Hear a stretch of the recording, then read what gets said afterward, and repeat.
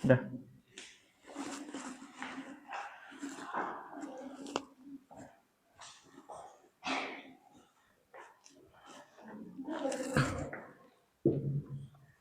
Oh, ini soalnya.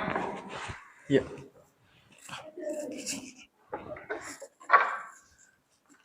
Oke anak-anak, selamat pagi semuanya. Pagi, Pak. Semangat banget. Assalamualaikum warahmatullahi wabarakatuh. Waalaikumsalam warahmatullahi wabarakatuh. Oke, bagaimana kabarnya semuanya? Alhamdulillah, luar biasa. Allahu Akbar. Oke, terlihat semangat banget ya. Katanya udah pada makan ini. Belum. Waduh, tapi kok udah semangat banget ini. Iya, Pak. Alhamdulillah. Oke, untuk halo. Hai. Hai. Halo. Hai, hai. Halo. Berarti udah fokus semuanya ya. Alhamdulillah. Oke, sebelum mengawali pelajaran pada pagi hari ini, marilah kita berdoa. Kepada Astira, dipersilahkan untuk memimpin doa. Teman-teman, mari kita mulai pelajaran pada hari ini dengan berdoa bersama. Berdoa dimulai. Bismillahirrahmanirrahim. Raditu billahi rabba wa bil islami dina wa bi Muhammadin nabiyya wa rasula. Rabbi zidni ilma warzuqni fahma.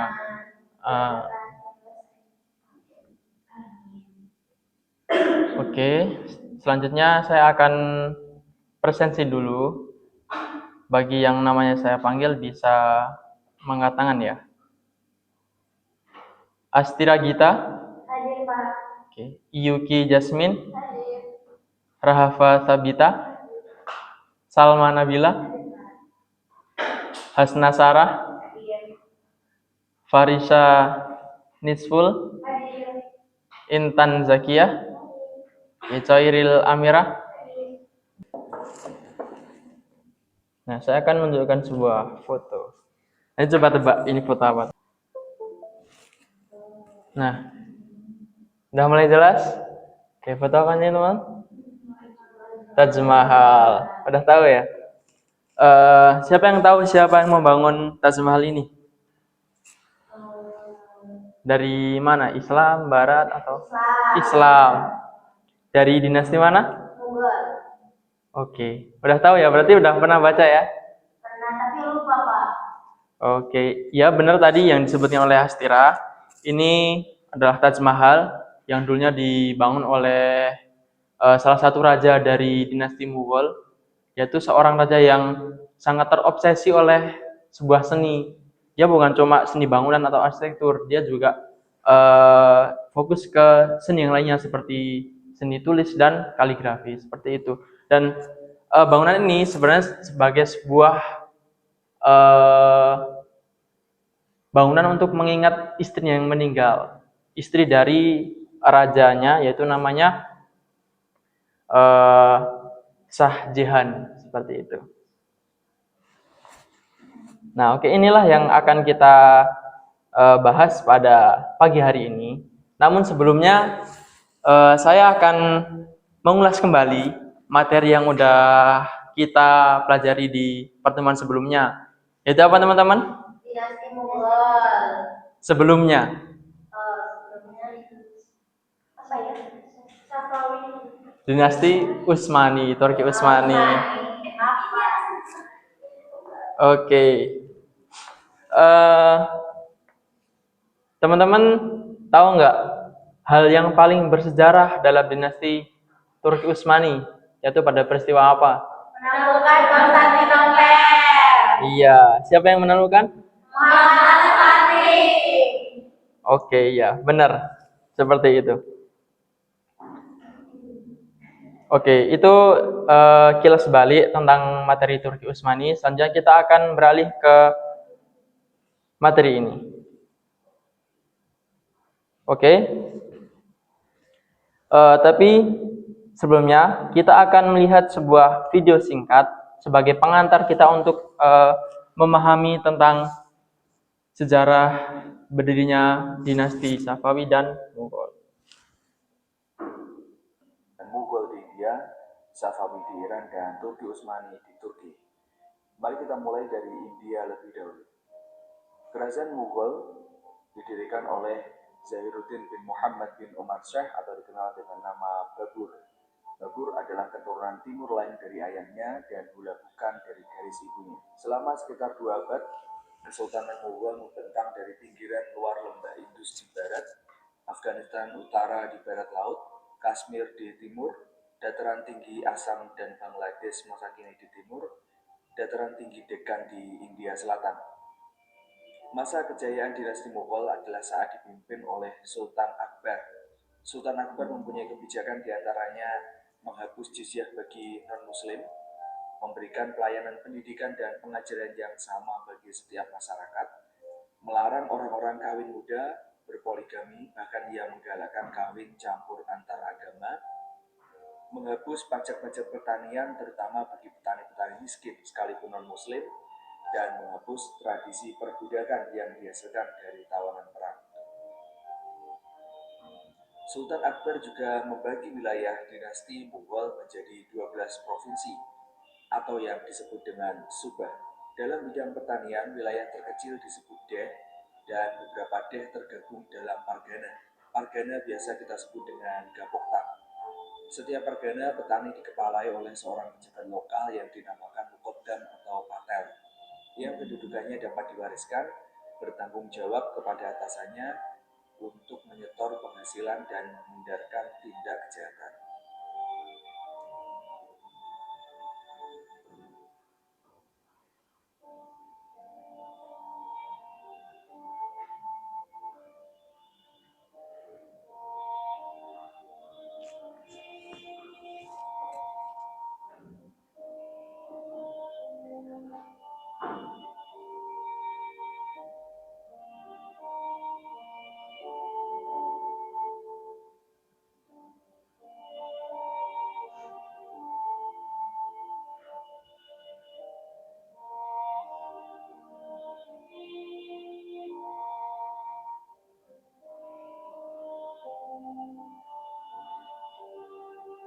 Sejumlah pembayaran tertentu dibebankan pada tiap unit tanah dan harus dibayar secara tunai.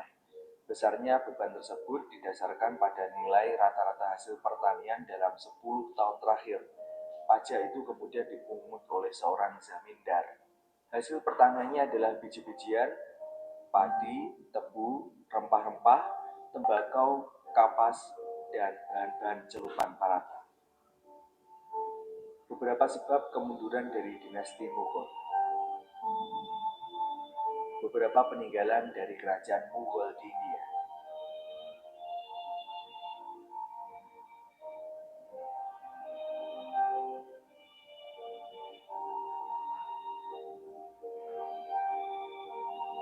Berikutnya yaitu dinasti Safawi. Dinasti Safawiyah bermula dari gerakan Sufi di kawasan Azerbaijan yang disebut Safawiyah. Pendiri gerakan Sufi ini ialah Syekh Syafiuddin dari Ardabil yang berkuasa dari tahun 1501 hingga 1722. Ardabil adalah sebuah kota bersejarah di Iran Utara. Nama Ardabil berasal dari nama Zoroastrianisme Artafil yang berarti kota suci. Meskipun jatuh pada tahun 1736, salah satu warisan terbesarnya adalah kebangkitan Persia sebagai benteng ekonomi antara timur dan barat, pendiri negara yang efisien dan birokrasi yang didasarkan pada checks and balance dan inovasi arsitektur dan seni. Selain itu karena Safawiyah pula Syiah menyebar ke seluruh Iran dan daerah sekitarnya. Pada puncak kejayaannya, sastra, kesenian, dan arsitektur Persia berkembang pesat, dan contohnya adalah pembangunan alun-alun Nagesi Jahan di Isfahan. Kejayaan Safawiyah mulai surut pada abad ke-17. Raja-raja Safawiyah semakin lama semakin tidak efisien dan hidup berfoya-foya. Iran juga terus diserang oleh Turki Utsmaniyah, Afgan, dan Arab. Safawiyah turut berhadapan dengan ancaman baru yaitu Kekaisaran Rusia di sebelah utara dan serangan tentara Mughal di sebelah timur. Lebih buruk lagi, ekonomi Safawiyah merosot akibat perubahan jalur perdagangan antara timur dan barat yang tidak lagi menggunakan jalur sutra, tapi menggunakan jalur pelayaran. Sejak Turki menutup pelabuhan Konstantinopel atau Istanbul yang mengakibatkan munculnya penjelajahan samudra. Penutupan Konstantinopel atau Istanbul secara tidak langsung memaksa Spanyol dan Portugal untuk melakukan penjelajahan samudra untuk mencari rempah-rempah langsung dari sumbernya, sehingga muncullah tokoh seperti Vasco da Gama, Marco Polo, dan Christopher Columbus. Berikut adalah khalifah yang pernah memimpin dinasti Safawi.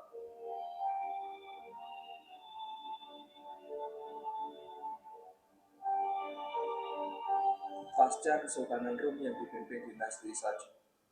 Oke, itu teman-teman video yang saya tampilkan terkait dinasti Mughal dan dinasti Safawi. Oke, mari kita ulas terlebih dahulu dinasti Safawi. Nah, awal mulanya dinasti Safawi ini sebuah tarekat, teman-teman, yang dipimpin oleh siapa tadi? Safi al-Din. Iya. Itu sebagai pemimpin pertama dari tarekat Safawi tadi, yang kemudian itu awalnya beraliran Sunni, teman-teman, pada awalnya. Tetapi pada disinyalir pada pemimpin yang keempat itu sudah mulai condong ke Syiah, dan lalu diteruskan oleh tadi Ismail yang mendirikan dinasti Safawi. Kita lihatkan nih teman-teman, sebuah peta dinasti Safawi.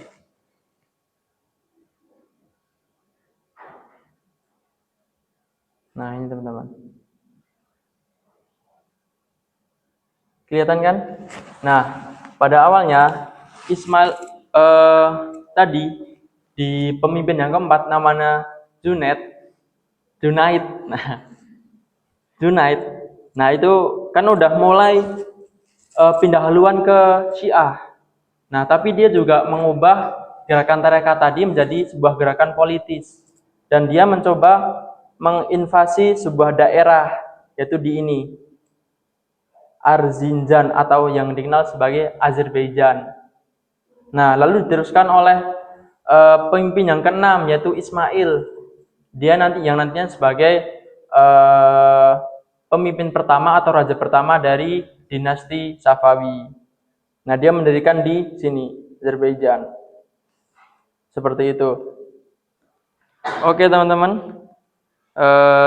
Kali ini kita akan membahas timeline-nya ya. Kok ada warna kuning? Warna-warni gitu.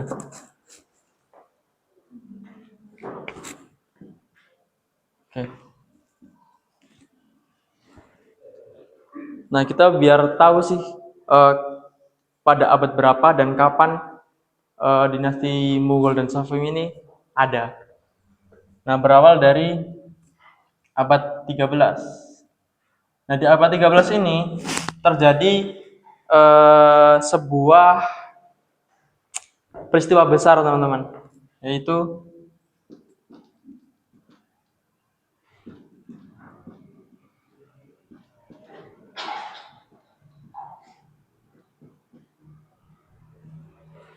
penyerangan ke Abbasiyah oleh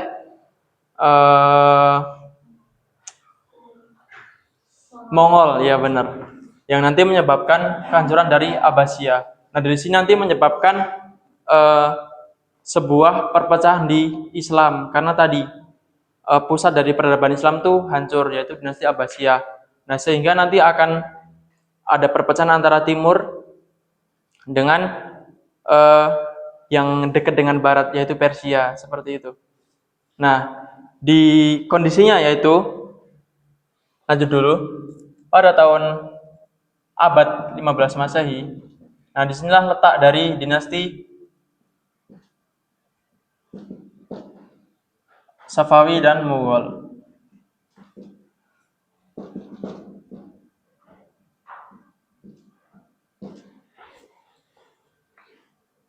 Nah, tadi kan ada perpecahan tuh antara Islam di timur dan yang dekat dengan barat, yaitu Persia.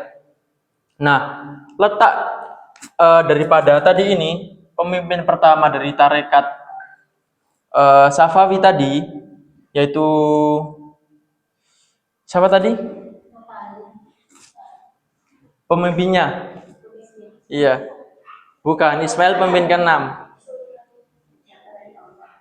Siapa tadi? Safi al-Din.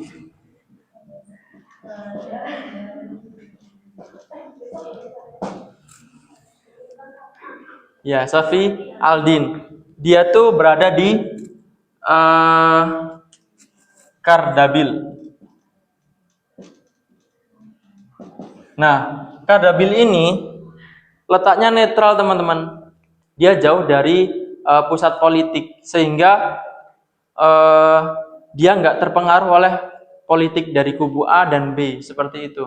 Nah, sehingga dia lebih gampang untuk mengembangkan politiknya. Sehingga tadi pada pemimpinan keempat, yaitu Junaid,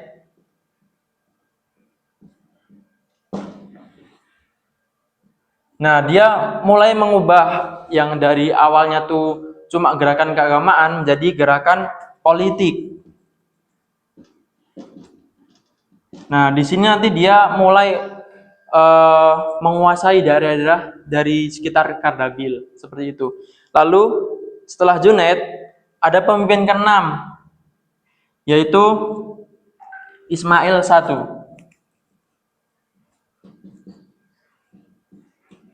Nah, beliau inilah nanti yang menjadi pemimpin atau raja pertama dari dinasti Safawi.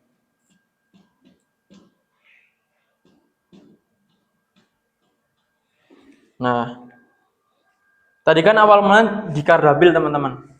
Nah, nanti si Ismail ini bakal menaklukkan tadi Azerbaijan, yang nanti sebagai basis pertama dari pendirian atau politik dinasti Safawi, seperti itu.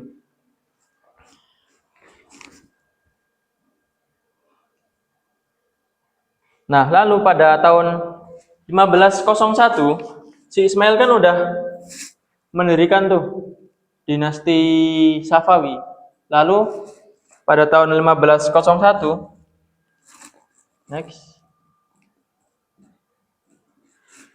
dia menaklukkan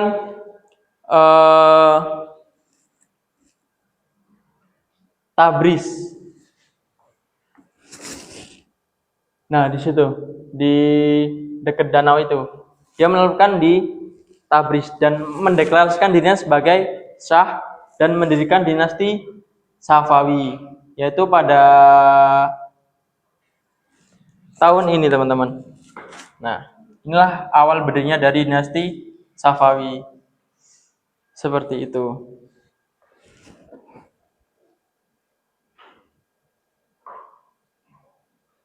Nah, tadi kan udah jelas tuh bahwa dinasti Safawi itu basisnya adalah apa, teman-teman? Syiah. Nah, tentu kan itu sangat bertentangan dengan kerajaan-kerajaan Islam lainnya yang beraliran Sunni.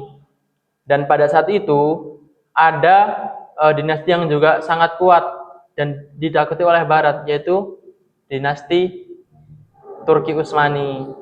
Nah, tentunya dinasti Safawi ini akan nantinya mendapat pertentangan yang sangat berat dari dinasti Turki Utsmani. Oke, sekarang kita geser ke raja-raja yang pernah menjabat di dinasti Safawi. Yang pertama yaitu tadi Ismail. Dia pendiri sekaligus raja pertama dari dinasti Safawi. Dia pada tahun tadi 1501 sampai 1524.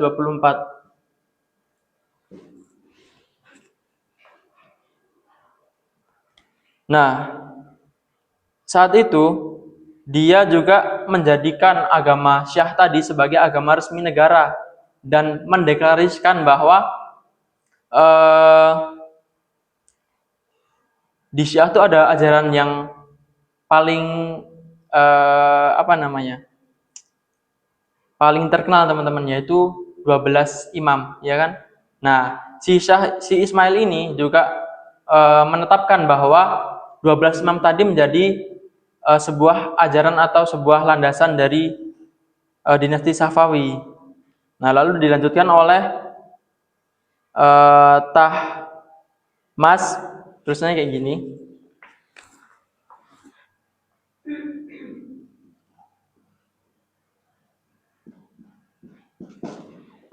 Gimana tuh bacanya? Nah, Tasmab 1 itu pada tahun 1524 sampai 1576. Nah, si dia ini mulai memperkuat militer karena dia bertujuan untuk memperluas wilayah dari dinasti Safawi. Nah, seperti itu. Adapun daerah-daerah yang dia taklukkan adalah ada Baghdad dan Diyarbakir, seperti itu. Nah, lalu dilanjutkan oleh Abbas I. Nah, pada pemerintahan dia ini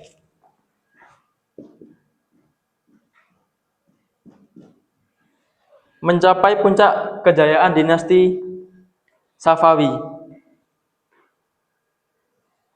Nah, dia juga memindahkan dari yang tadi ibu kotanya di Azerbaijan dan Tabriz menjadi di Isfahan. Karena tadi wilayah Safawi itu makin luas. Dan kenapa kok pindahnya di Isfahan? Nah, karena di sini dekat dengan jalur sutra perdagangan. Nah, sehingga kan jalur ekonomi di Isfahan itu lebih dekat dengan jalur ekonomi. Sehingga mau pindah ke situ atau ke sini lebih gampang. Seperti itu. Nah, lalu setelah Raja Abbas I ini, kepemimpinan mulai memburuk, teman-teman.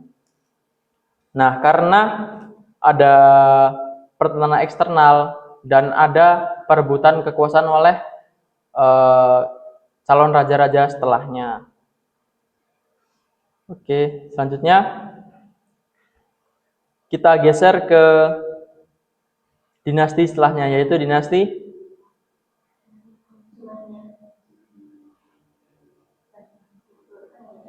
Mughal. Oke.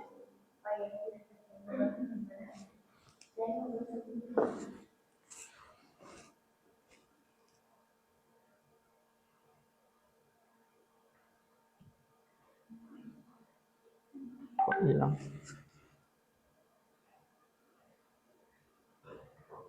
Nah, ini peta dari dinasti Mughal, teman-teman.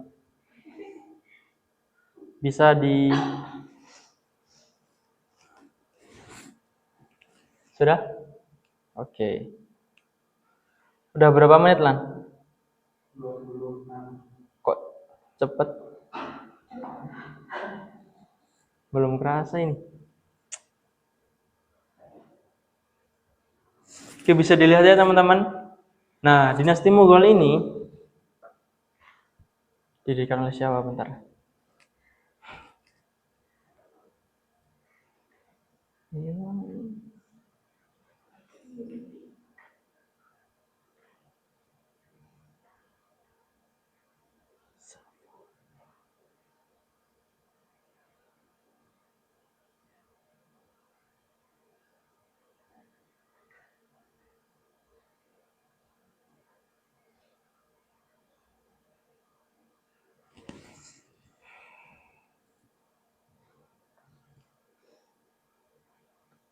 Sebentar ya.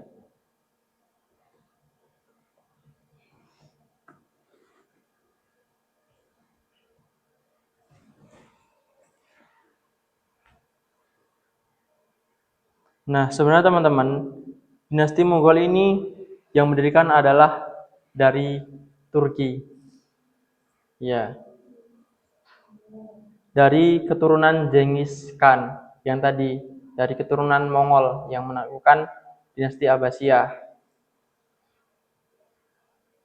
Nah, walaupun dia tadi orang yang perantau ya, berpindah dari tempat lain, dia juga tetap bisa mendirikan sebuah dinasti yang cukup besar di India. Walaupun India itu terkenal dengan masyarakatnya yang rata-rata Hindu. Dan nantinya itu yang menjadi sebuah tantangan besar untuk dinasti Mughal. Dan dari awal dan seterusnya sampai akhir bahkan kehancurannya akan tetap berkaitan dengan perseteruan Islam dengan Hindu.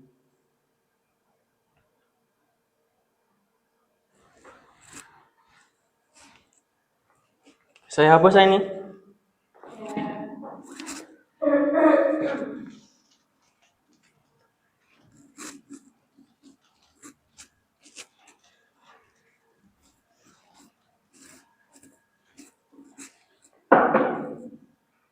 Oke, sekarang kita bahas tentang dinasti Mughal. Tepatnya ada di mana?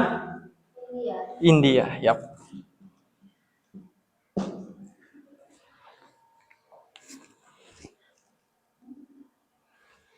Nah, tahun berdirinya yaitu teman-teman ada di tahun 1526. Nah, berjarak sekitar 25 tahun dengan dinasti Safawi.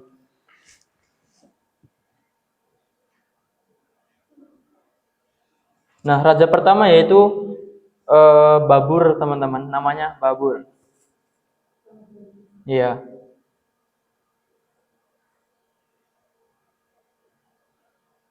Nah, sebenarnya si Pak Babur ini adalah pewaris sebuah kerajaan pada usia muda, yaitu pada tahun 1494. Nah, tadi lalu dia pindah ke India dan mendirikan dinasti Mughal pada tahun 1526.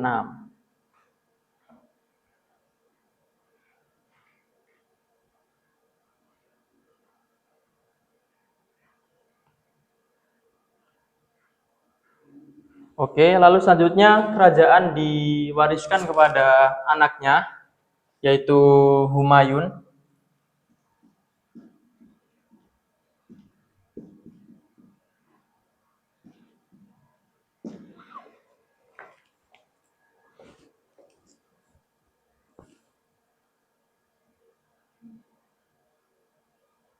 Nah, Humayun ini lebih berfokus kepada bagaimana untuk memperluas wilayah dari dinasti Mughal.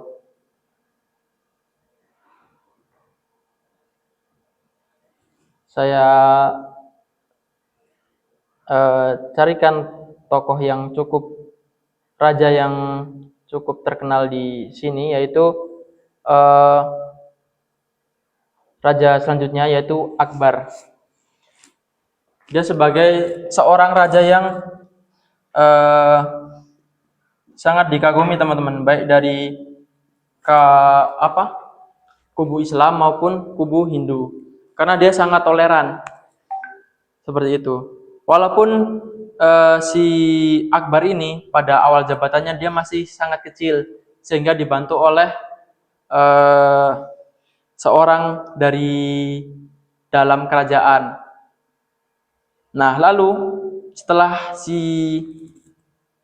Raja Akbar ini mulai besar, dia mulai menyingkirkan tuh si yang bantu tadi, karena dia merasa orang ini terlalu mendominasi, terlalu mempengaruhi dinasti, sehingga dia nggak boleh nih, harus dikeluarkan dari dinasti seperti itu.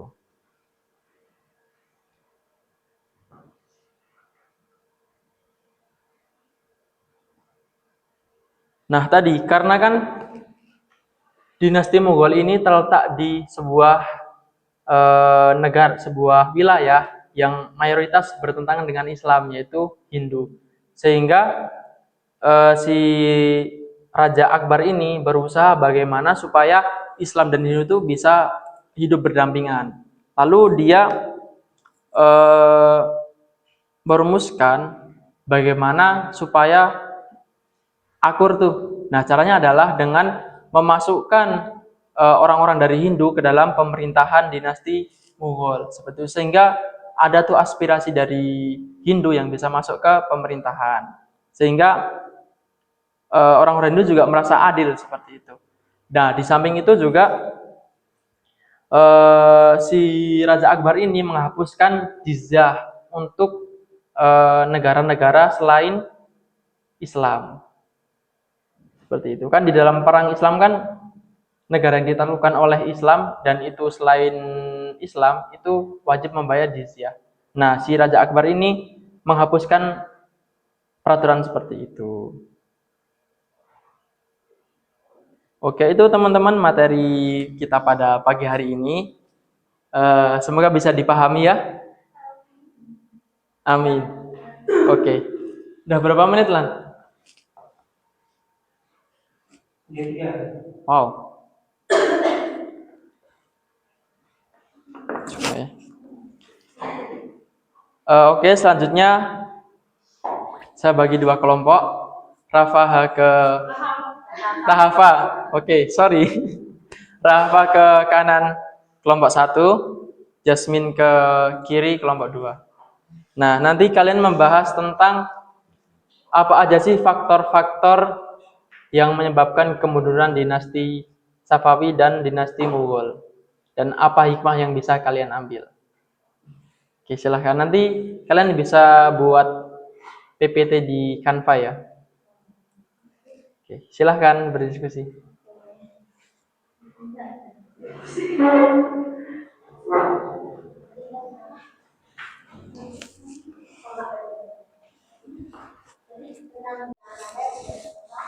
Kerasa tadi buatnya.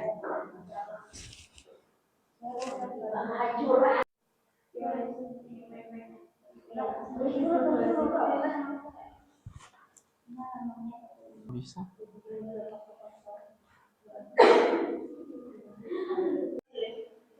Oke teman-teman, udah ya semuanya? Sudah. Oke, siapa yang mau maju dulu? Siapa duluan? Bisa. Mugul dulu, udah tak tampilin nih.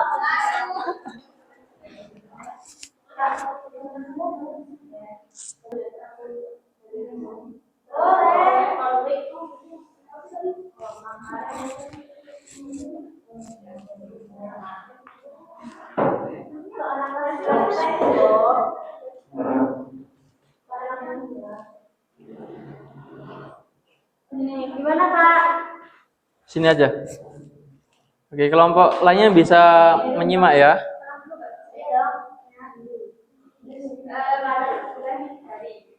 Assalamualaikum warahmatullahi wabarakatuh. Waalaikumsalam warahmatullahi wabarakatuh. Baik teman-teman semua, langsung saja ya, berlama-lama. Di sini kami akan melanjutkan video diskusi kami mengenai kemunduran dinasti Mughal. Maaf ya teman-teman. Oke, langsung saja yang pertama. Ini namanya langsung kan. Oke. Langsung saja pada faktor tentunya dinasti Mughal yang pertama itu sama ya seperti dinasti-dinasti yang lain pada umumnya. Yang pertama tentunya lemahnya kepemimpinan. Jadi biasanya setelah ada masa kejayaan, nah itu pemimpin-pemimpin selanjutnya itu lemah, jadi itu kurang kompeten kayak gitu. Mungkin bisa kemampuannya kurang atau kemampuan politiknya kurang atau kurang dalam pengajaran perangnya. Bisa jadi juga suka hidup foya-foya kayak gitu. Itu juga terjadi di dinasti Mughal, teman-teman. Oke. Terus saya lanjut pada faktor yang kedua yaitu pemberontakan dan pembesaran. Nah, pada masa ini, pada dinasti ini kebijakannya itu kayak kurang intoleran gitu loh terhadap agama, Hindu dan Sikh. Jadi karena kurang intoleran sama sesama itu, jadilah perpecahan dan pemberontakan bahkan sampai kelompok-kelompok Islam. Mungkin pemberontakan dari umat itu yang ingin menguasai gitu ya. Terus yang ketiga krisis ekonomi. Nah, di sini terjadi krisis ekonomi karena terjadi korupsi oleh pemerintah, kemudian sistem perpajakannya juga kurang jelas gitu, sama penyalahgunaan dana pemerintah. Terus selanjutnya kemunduran militer. Nah, kemunduran ini dimulai pada abad ke-18 karena kurangnya modernisasi dan angkatan bersenjata, pelatihan tidak memadai dan korupsi dalam militer. Oke, itu teman-teman untuk faktor untungnya dinasti Mughal. Terus kita lanjut ke next slide tentang hikmah di balik untungnya dinasti Mughal. Apa sih yang bisa kita pelajari dari hidupnya dinasti Mughal? Yang pertama, yaitu pentingnya kepemimpinan yang kuat dan bijaksana. Ya, seperti yang tadi itu kan, pertama faktor untungnya adalah lemahnya kepemimpinan. Jadi dalam suatu daulah, dinasti ataupun pemerintahan, pemimpin yang kuat dan bijaksana itu sangat penting dan memengaruhi pemerintahan tersebut. Ketika pemimpinnya lemah, maka pemerintahan tersebut berpotensi runtuh seperti yang terjadi pada dinasti Mughal dan dinasti-dinasti lainnya. Seperti itu. Nah, terus hikmah yang kedua itu ada tanggung jawab untuk memakar rakyat. Nah, gimana caranya pemerintah itu harus rakyatnya itu bisa hidup makmur, adil. Karena nanti kayak faktor yang sudah disebutkan tadi kan ada perpecahan. Nah, kalau masyarakatnya, rakyatnya nggak makmur, otomatis mereka tuh lebih mudah untuk terpecah belah. Terus selanjutnya pentingnya menjaga loyalitas. Saat dinasti ini mulai lama, justru pemerintahnya itu malah memisahkan diri dan membangun kekuatannya sendiri sehingga integritas negara itu terkikis. Itu. Jadi dalam suatu negara atau pemerintah itu sangat penting untuk memperhatikan hal ini dan biar nggak runtuh seperti untungnya dinasti Mughal. Oke, mungkin itu dari kami teman-teman. Ada pertanyaan nggak, Pak? Oke, oke, menambahkan saja ya teman-teman. Oke, benar tadi pada akhir masa pemerintah dinasti Mughal ini, pemerintah lebih eksklusif. Dia lebih merasa bahwa pemerintah ini berbeda dengan rakyatnya. Kan rakyatnya rata-rata Hindu ya, dan pemerintahan ini basisnya adalah Islam. Dan pada akhir pemerintahannya, yaitu setelah Raja Akbar, rajanya tuh lebih ke menekan rakyat-rakyat Hindu seperti itu, sehingga ya lama kelamaan akan muncul pemberontakan. Nah, seperti itu teman-teman. Oke, silakan boleh duduk. Baik, Assalamualaikum Waalaikumsalam warahmatullahi wabarakatuh. Oke, silakan kelompok selanjutnya. 7 halaman.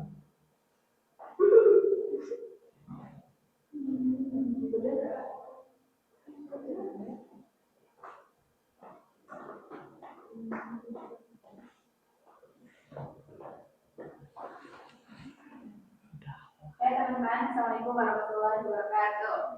Waalaikumsalam warahmatullahi wabarakatuh. Selamat pagi semuanya. Pagi.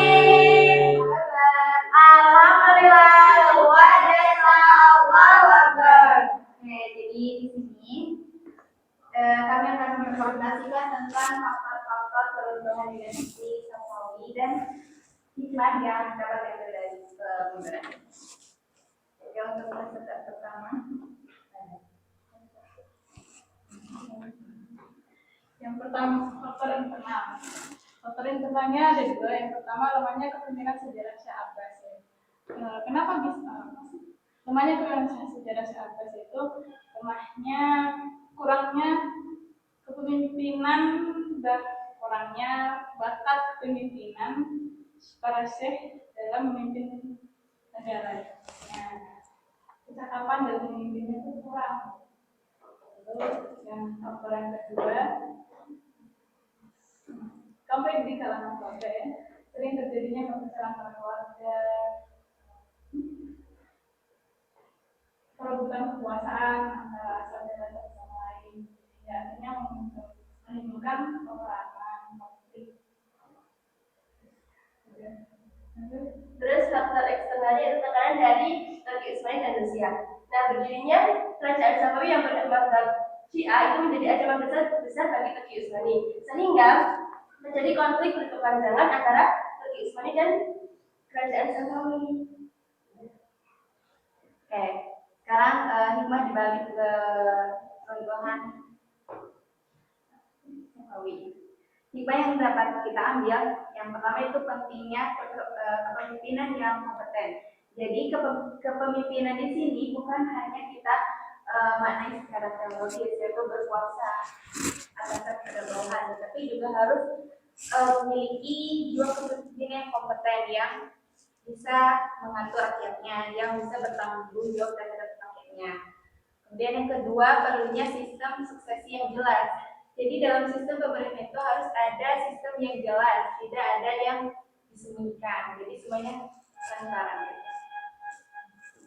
Terus yang ketiga dari hikmah di balik keruntuhan dan selalu ini itu keseimbangan kuat anggota dan ekonomi. Dimana mengatakan kepada kita bahwasanya harusnya adanya keseimbangan harusnya antara kekuatan militer dan ekonomi. Terus stabilitas ekonomi. Terus Masih ada. keempat adalah manajemen hubungan pusat dan daerah. Sama ini juga mengajarkan kepada kita pentingnya manajemen provinsi yang efektif untuk mencegah pemerintahan, seperti serangan Afghanistan yang akhirnya memunculkan dinasti Safavid sendiri. Yang terakhir itu adalah menghindari ketidakadilan dan Oke, itu teman-teman ada pertanyaan? Mungkin meluruskan ya. Tadi itu bukan syekh, tapi yang benar syah. Syah itu sebagai pemimpin dari tadi, bukan sultan, pemimpin dari tarekat sufi tadi. Tadi kan Syah Abbas itu sebenarnya pemimpin ke-6 dari tarekat, seperti itu. Makanya disebut syah. Oke, silahkan boleh duduk. Tutup. Terima kasih dan mohon maaf apabila ada salah dan Assalamualaikum warahmatullahi wabarakatuh. Waalaikumsalam warahmatullahi wabarakatuh.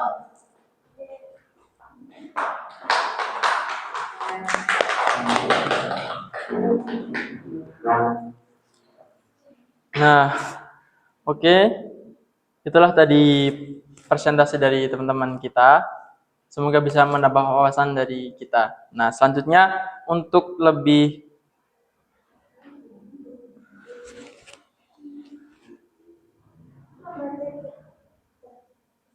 kita mulai.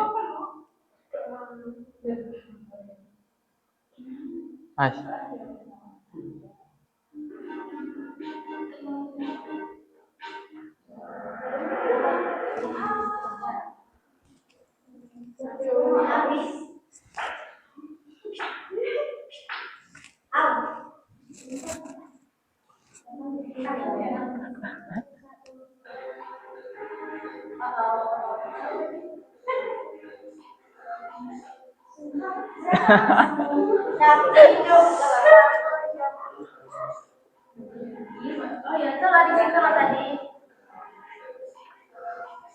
Makin cepat makin nilainya bagus.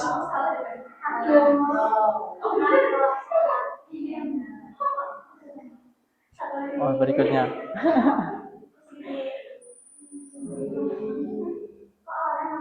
Siapa nih Rusa? Wah, aku masih tahu berdasarkan apa yang mana sih?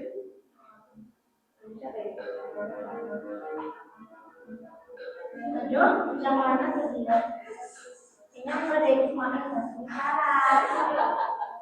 Aduh, kalau saja. Ya. Siapa itu? Ya sama dia juga. Ini ya, kalau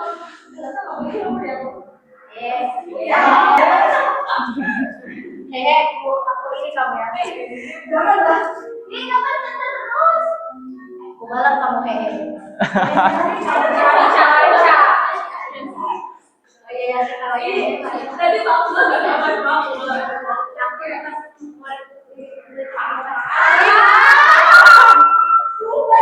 Oh, salah. Saya yang salah.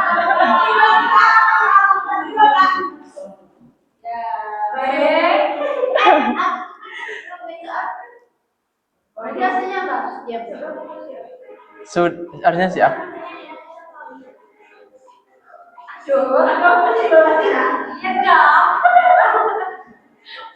Apa sudah kaget ginian?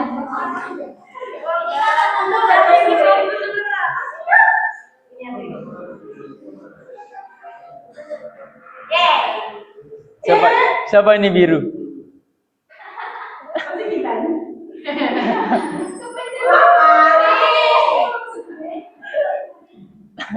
Next.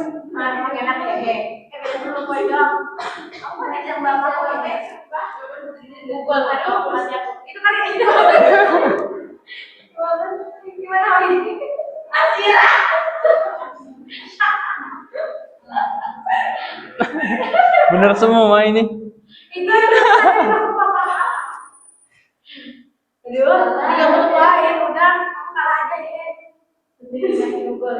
Siapa ya dia? Aku tidak tahu. Aduh.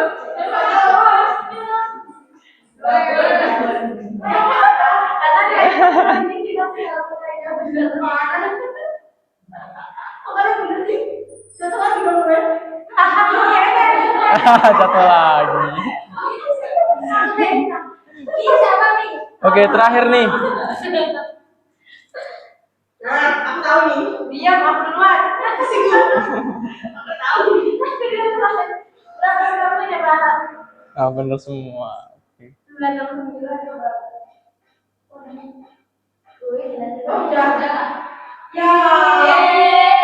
Siapa Mi?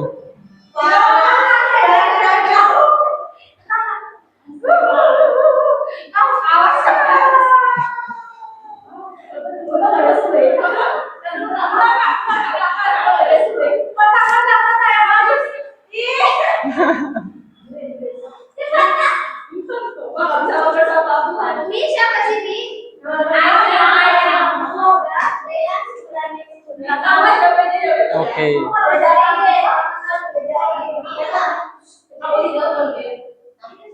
Hai. Halo. Oke, gimana tadi gamenya asik ya? Karena kalah ya? Oke, wajar lah kalah di permainan. Pasti ada yang kalah, ada yang menang.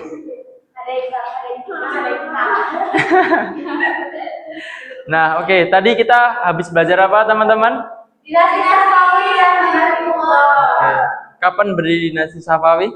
1901. Dinasti Mughal? 1906. Oke. Teman-teman ada yang mau tanya terkait materi kita hari ini? Sudah kan cukup paham? Cukup paham? Iya.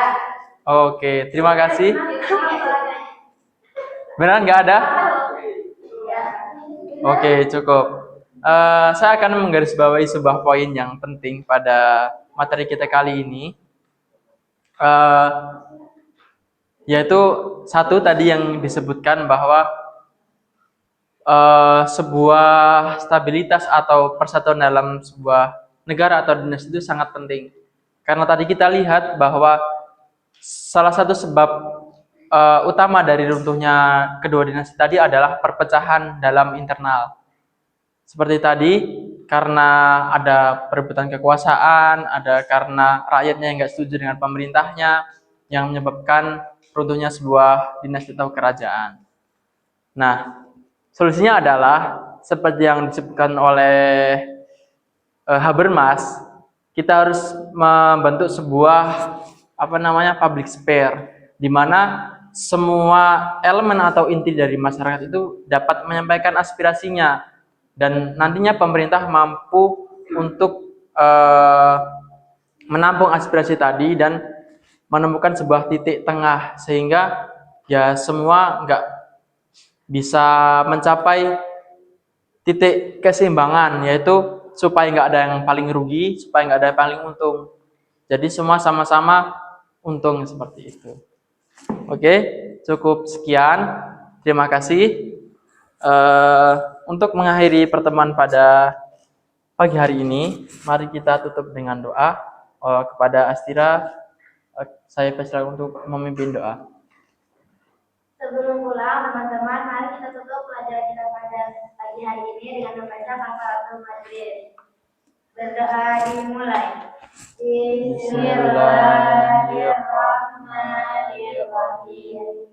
Subhanakallahumma wa bihamdika asyhadu an la ilaha illa anta astaghfiruka wa atubu ilaik. Oke teman-teman, terima kasih. Halo. Oke, masih fokus semuanya, masih semangat. Saya akhiri pertemuan pada pagi hari ini. Nun wal qalami wa ma yasturun fastabiqul khairat. Wassalamualaikum warahmatullahi wabarakatuh. Waalaikumsalam warahmatullahi wabarakatuh. Terima kasih ya semuanya.